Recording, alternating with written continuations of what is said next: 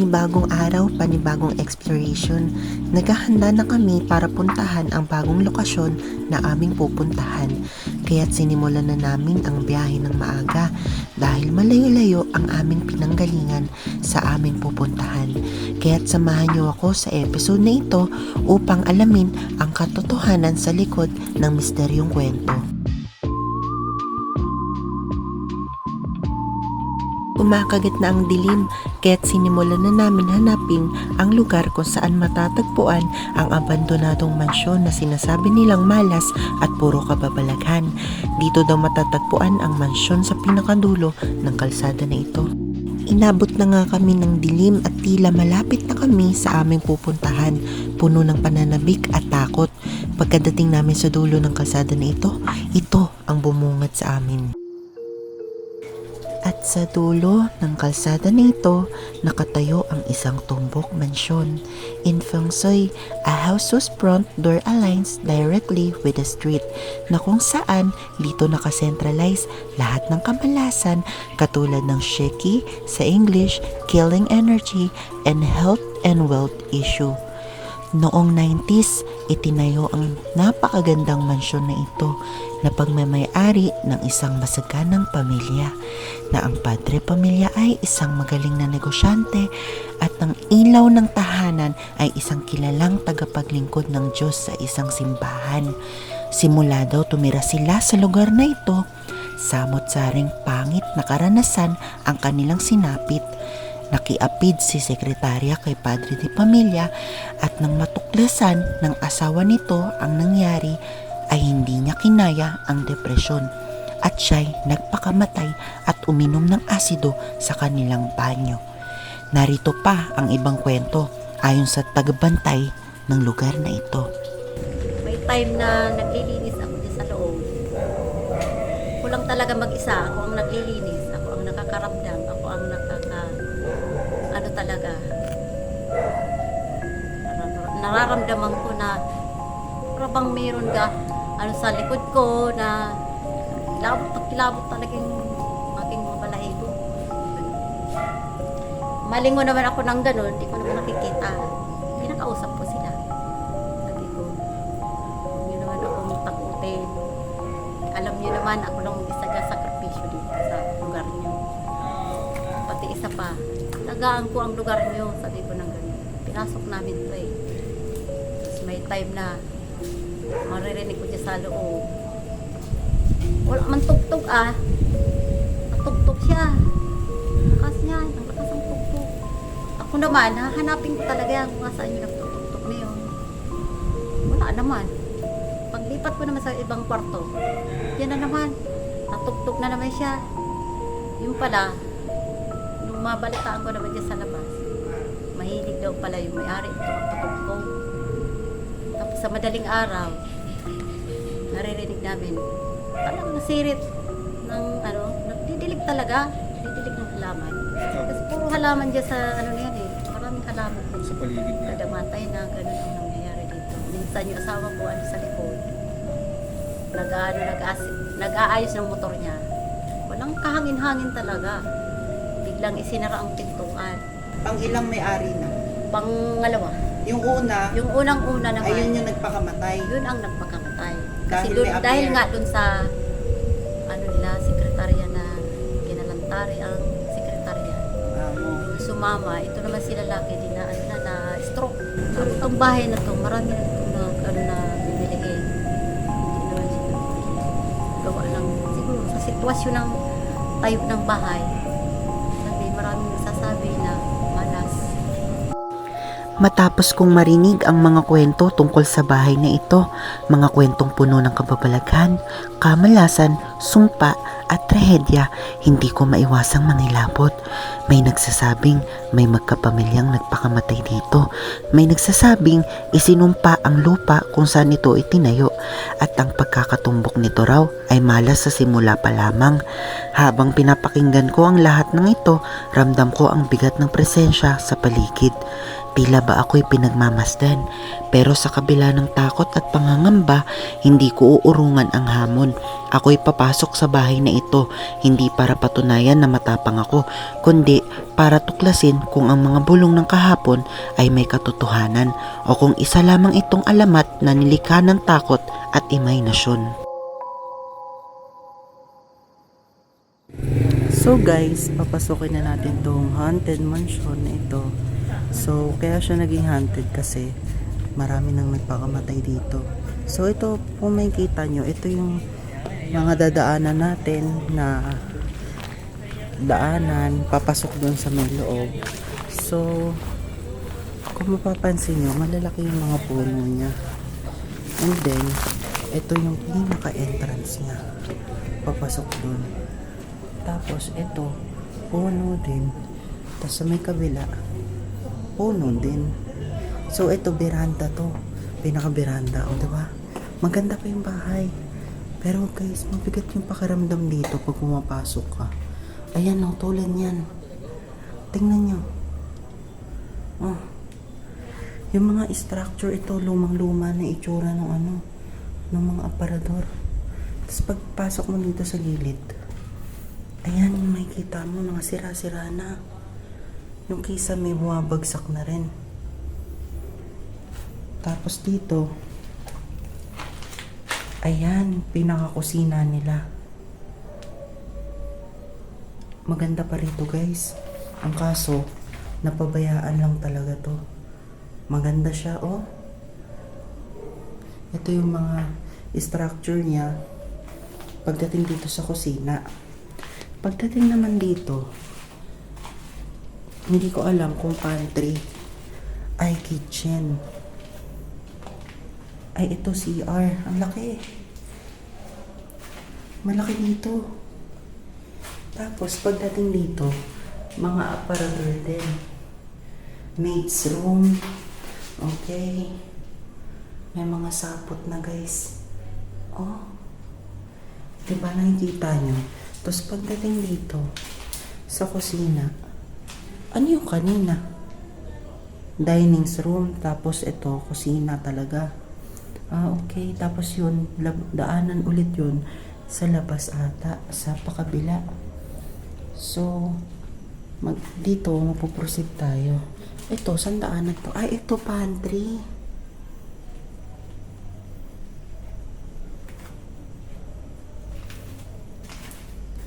Tapos ito, kwarto. Wala na mga bintana. Tanggal na yung bintana niya guys. Ito, salamin. Oh my gosh. Ito, lagayan ng TV, tapos drawer. Ito yung pinakalabas nila guys. May tambayan ulit dito. O, diba? Tapos pagdating dito, yun, salamin.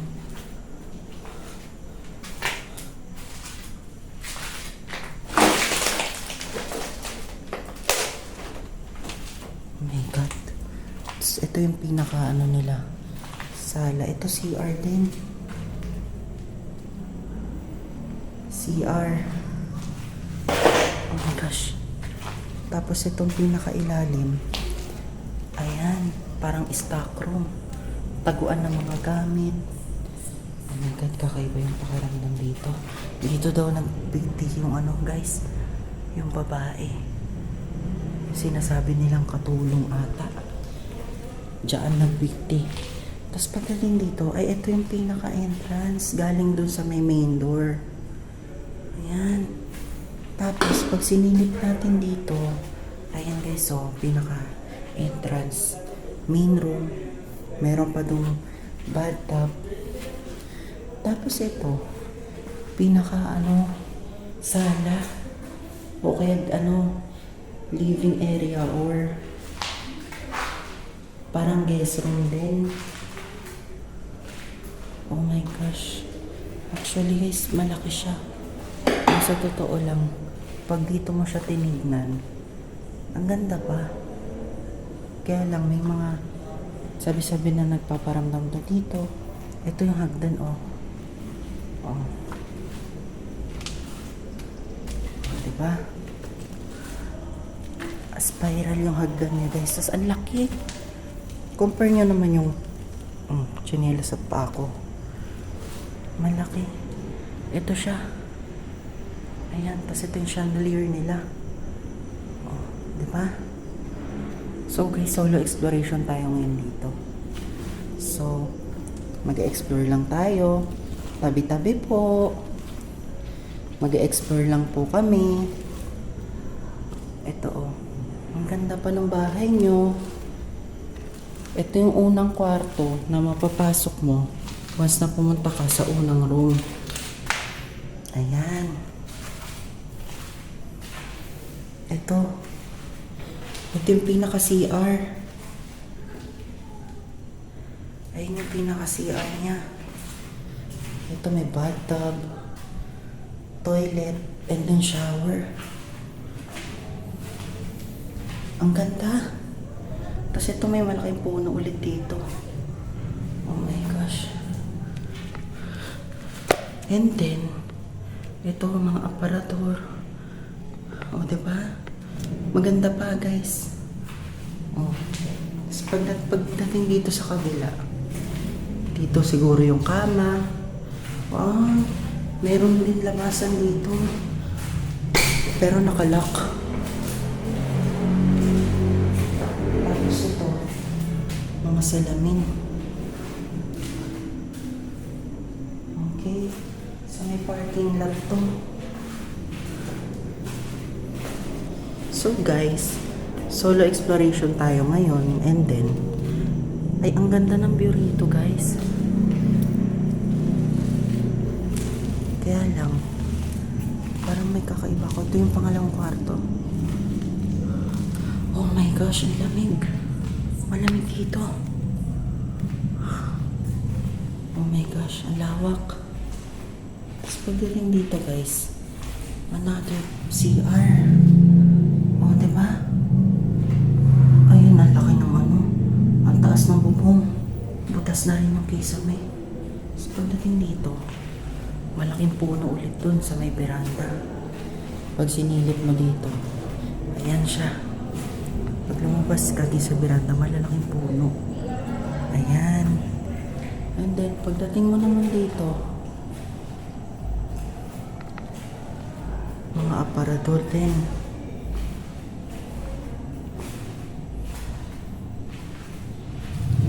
Oh my gosh. 0906-948. O, chika. Diba sabi nila bawal daw pakailaman yung mga ganito?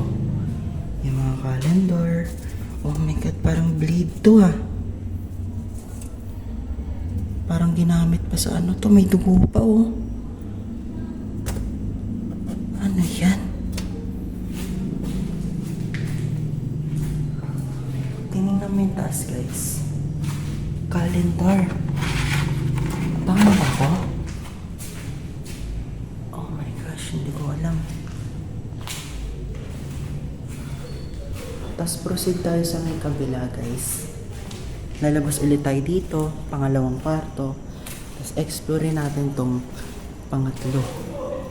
Ay, kakaiba yung feeling dito.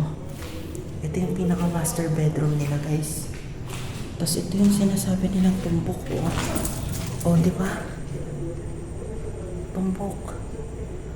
Sentrong-sentro tong bahay na to sa mga kanto.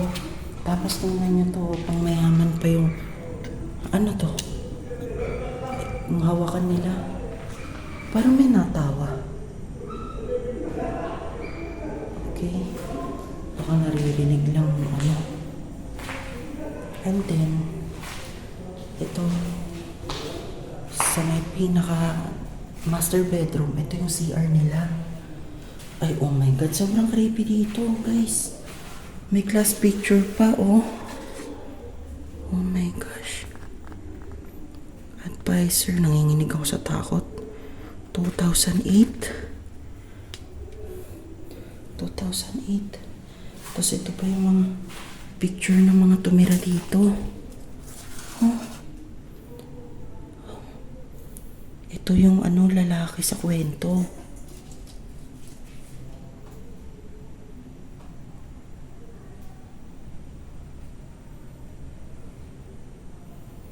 Ano yun? Tapos, ito yung babae. Yung asawa. Gosh. Tapos may mga gamit pa dun sa loob. Ito pa yung picture ng student. Ay, ang daming photo album. Dun sa loob. May graduate pa 2004, oh.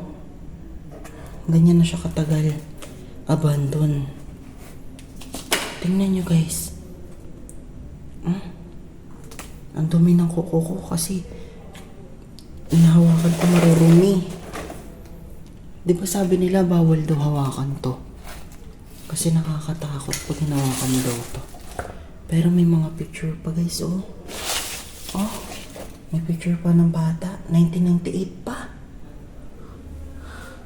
Pero parang bago pa, no? Kasi ito yung CR nila dito. Oh. Oh. Tapos another salamin. Ang daming drawer. Ay, ito yung nasa kwento, guys.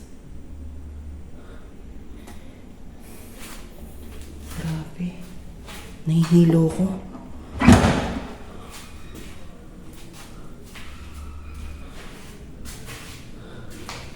Puro sapot na siya, guys. And then, maganda pa. Na-abandon lang talaga to. Kaya siguro nagiging nakakatakot. At yung uminom nga daw ng acid dito or Sonrox or something na nag-i-stay na lang sila dito. O, tingnan nyo yung pindutan. Meron pang pindutan, guys. O, lumabas na tayo. Ito yung pangalawang kwarto. Ang lamig dito. Kakaiba yung hangin dito, guys. Wow. Sarap ng hangin. Ito yung unang kwarto. Ito yung spiral. Gumagalaw. Oh. Oh my gosh.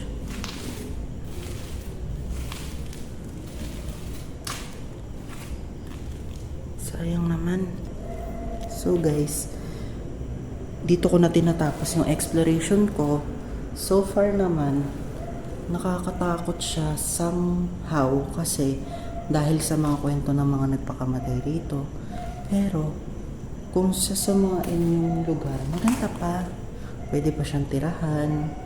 Pwede pa siyang hindi ko lang alam ba't na-abandon siya dahil siguro sa tumbok siya. Tapos, minamalas lahat ng nakatira dito. So guys, dito ko na tinatapos yung exploration ko. Susubok tayo gumawa dito ng investigation or paranormal activity. Titingnan natin kung talagang may makikipag-communicate sa atin dito mamaya.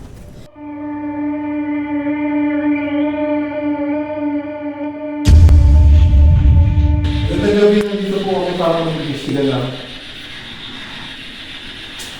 Meron po ba kami kasama ngayon dito? Pwede kayo magsalita dito sa hawak ko ngayon. Pwede rin kayong umawak sa mga aparato ng kapag namin dito. Ito, kung may paparamdam daw dito,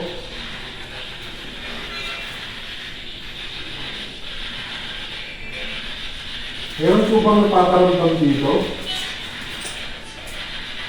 Hindi ko ba yung kaluluwang ng babae na nagpakamatay? Pangalan mo ba to, Edna? Ikaw ba si Edna?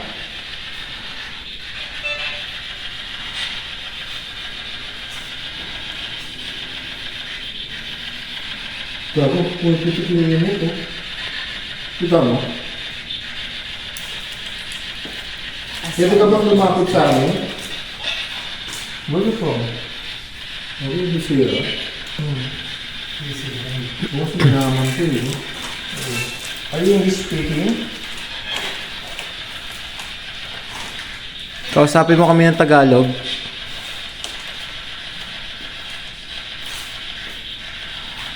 Gago, hindi ako niniminit eh.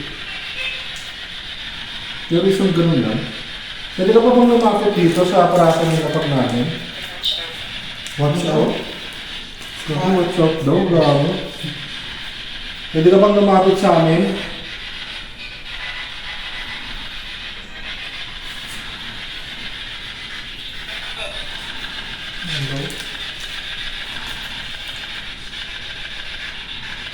Drive? Drive? Drive? Drive. Pwede kang lumapit dito sa amin ngayon. Lumapit ka dito sa mga paratong nilapag namin. Ano? What's your name?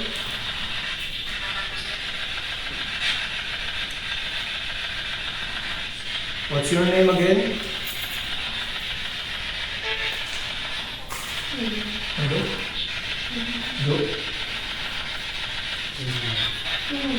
Ilan po kayo dito?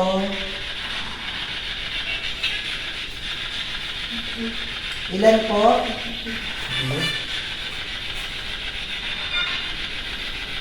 Nagbigay po kayo ng pangalan. Ano pong pangalan na nandito ngayon?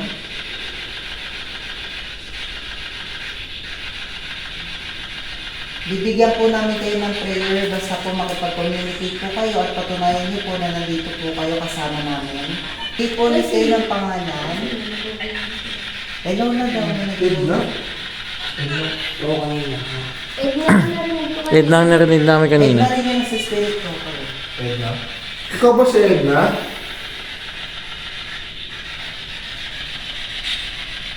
Edna, ikaw ba yung secretary or Yung ikaw asawa. yung babae na uminom ng asido? Asido ba yun? Ayun ang pumapalo yung ulo ko. Paano yung unit? Yuri? O sinabi ko Yuri? Tutukan mo rin ako. Ay, gago. O, di ba? Palakasin niyo pa po yung energy ko. Gago, paano yung unit? Pwede ba magkapitan yan? Sige po, sinasama po namin kayo. Ikaw ba yung secretary? Kung ikaw yung secretary, pailawin mo nga ito. Uy po. Ayun na. Lapitan mo pa yung EMF. Pwede mo ba paabutin yung gapula? Ayun. Napal. Baba ka. Kumuha ka ng energy dito sa amin. Kumuha ka ng mga energy sa mga batteries namin.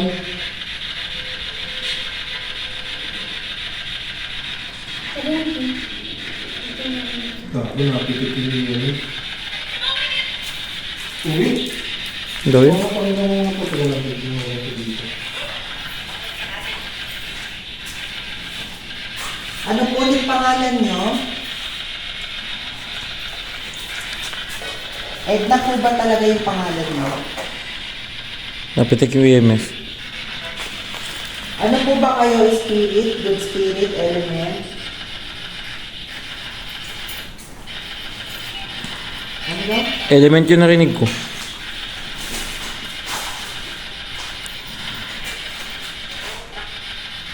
Ano pa, mas mo kayo eh.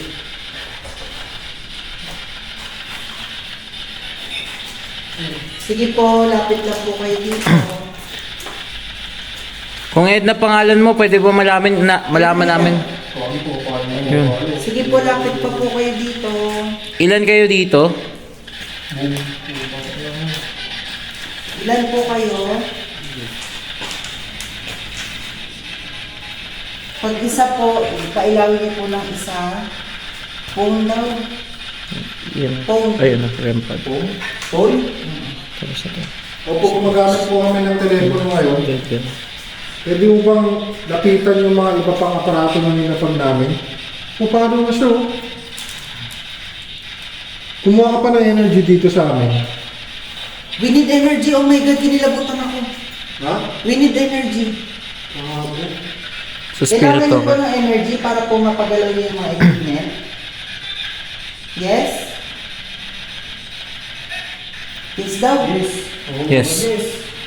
Okay, kuha lang po kayo sa mga device namin, sa mga battery, sa mga equipment namin. Kinilabutan ako. Sige po, lapit po kayo dito. Ayan na. Ilan po kayo dito?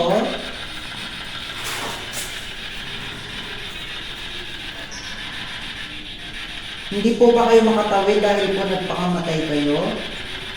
Kailangan niyo po ba ng tulong para po matahimik ang kaluluwa ninyo? Kuha po kayo ng energy sa mga devices, sa cellphone, lahat po na may battery. Napapailaw ng kuha ka pa ng energy dito sa amin. Pwede kang bumaba kung sinong mga nandito ngayon.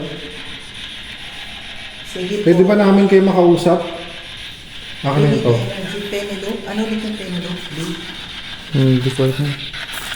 Sarili natin yun. Ayun na.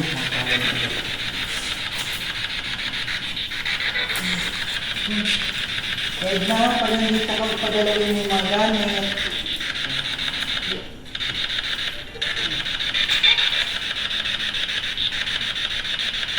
Pag kailangan mo ba ng prayer, pagalawin mo ulit yung iyo. Subukan mo tayo pa. Hindi yun. Patayo mo lang. Doon mo banda. Dito. Yan. Pwede mo pa bang lapitan yung EMF namin? Oh my God! Hanapin mo ang bibilan ko. Ha? Kayo find my grade. Saan ka nakalibeng? Ibingon. Baka doon. Ikaw ba si Edna? Ay, ayun! Siya to si Edna. Ito si Edna. Oh my goodness. Sorry. Edna, nasaan ka? Amoy ano? Saan ka? Nasaan ka? Pwede mo ba kung pailawin yung EMF kahit sa hanggang pula lang o dilaw? Pwede. Pwede daw. Sa music box mo, sa spirit box mo. Ilang taon ka na nag-stay dito, Edna?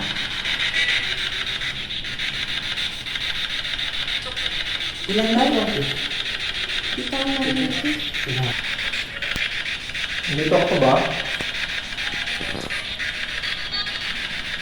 Oo. Oo, yun, di ba? Edna, ikaw lang ba yung nakakausap namin dito? Marami pa kayo. Ilan kayo dito? One? One. Pwede siya nga lang. Ba't parang magiging boss nila ako? Ha? Magiging boss nila ako.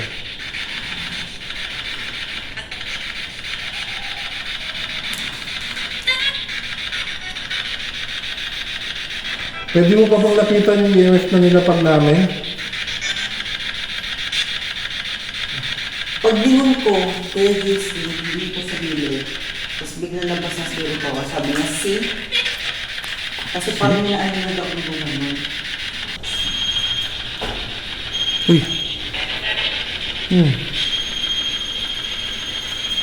Si Ate Linda?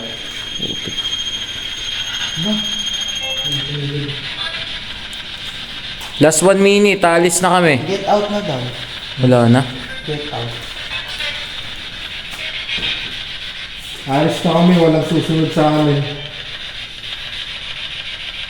Maraming salamat sa response mo. Maraming salamat na pinapailaw ng EMF. Wala po sa amin susunod sa amin. At dito, nagtatapos ang ating paglalakbay sa loob ng Tumbok Mansyon. Isang bahay na tila huminto ang oras kung saan ang bawat dingding ay may kwento at sigaw ng nakaraan. Narinig natin ang mga yabag, nararamdaman ang lamig ng presensya na hindi matahimik. Hindi ito basta lumang bahay, isang taong taguan ng mga lihim, ng galit, ng takot. Kaya bago ka umalis, lumingon ka muna dahil baka hindi ka nag-iisa. Maraming salamat sa pagsasama sa amin ngayong gabi. Mag-ingat sa pag-uwi at huwag kalimutang isara ang pintuan dahil minsan ang mga kaluluwang naiwan ay naghahanap ng makakasama.